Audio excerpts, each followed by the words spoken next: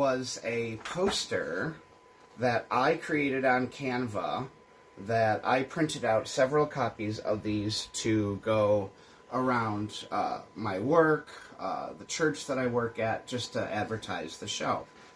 I really liked this, and I think I'm going to frame it. Incidentally, don't tell anyone that this image of me, it's AI generated. Oh well, we were sold out every night, so obviously they saw some attraction. This is interesting. This is the first time that I have ever done this for a show. I noticed that when some pictures were taken of me from the balcony, you could very plainly see this big bald spot I have in the back of my head. So I decided to be a little vain and purchase this Root touch-up spray in dark brown, and I covered my bald spot almost every single night. At first I had people doing it for me, and then I realized that I could do it myself with 2 mirrors and the whole, that thing. So, yeah, vanity. Okay, here we have a makeup box.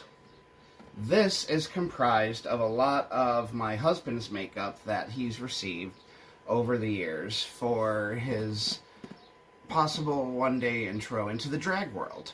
In the meantime, I'm using it for theater. Now, there are so many amazing products in here. I'm not going to go through them one by one because, honestly, this is the makeup I end up not wearing.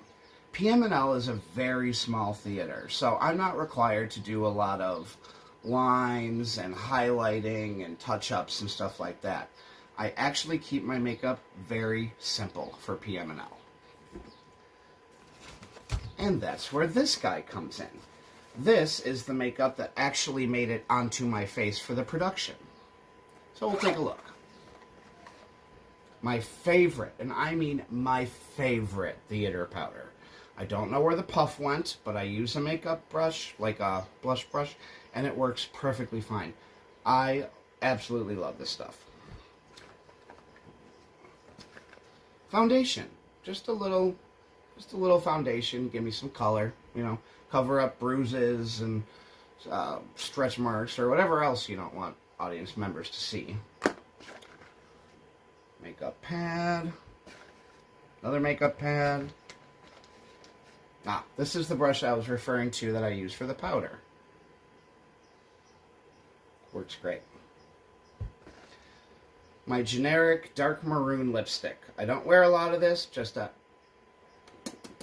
little bit to give my lips some color. It's all you really need at PMNL. Except for the blush. This blush has seen better days because I use this in every show that I'm in. The color works perfect and makes me look great underneath stage lights while still appearing natural and not looking like I'm a drag queen. Love this stuff.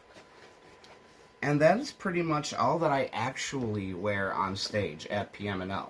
So even though I brought all of this makeup, this is what ended up being worn. Bentley has something to say about that if you heard that bark.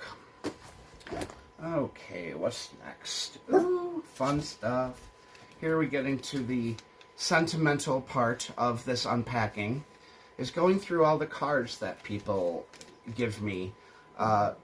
Normally, I like to read all these as a sort of closure, because it just kind of ties everything up in a nice little bow.